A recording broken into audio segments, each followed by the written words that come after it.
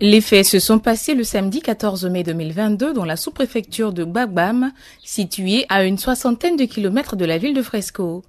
Ce jour-là, la localité vibrait au rythme de la finale de football, parrainée, selon nos sources, par le ministre de l'équipement routier. L'équipe de Gbogbaledo était opposée à celle de Gomeneberi. À la fin du temps réglementaire, le score était vierge. Pour départager donc les deux finalistes, il fallait passer au tir au but.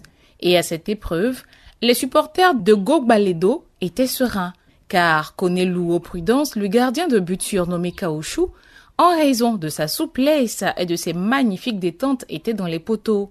En plus, ce jeune homme était craint par tous les joueurs. Malheureusement pour eux, ce jour-là, Caochou est subitement devenu une passoire chaque fois qu'un adversaire tirait le ballon.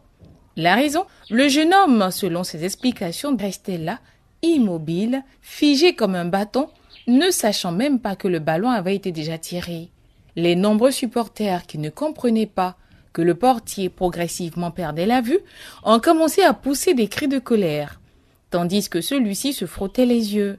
Après le dernier tir réussi haut les mains, l'équipe de Gomeneberi est déclarée vainqueur du tournoi. Konelu Prudence alias Caochou s'effondre. Le jeune homme est en pleurs. En plus d'avoir perdu le match, il a aussi perdu la vue. Les mains sur les yeux, il se lamente. Le corps médical présent sur les lieux tente de le secourir en vain. Plus tard, le jeune homme est sorti du terrain pour une prise en charge particulière. Voyant la tournure des événements, le président du conseil régional de Bouaklé prend le micro et implore la clémence des uns et des autres afin que le gardien de but, qui a déjà perdu le match, recouvre la vue.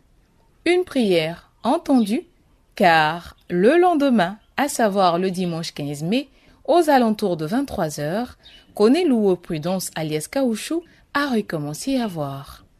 Aveugler son adversaire pour un match de football régional, l'Afrique et ses mystères. Ça se passe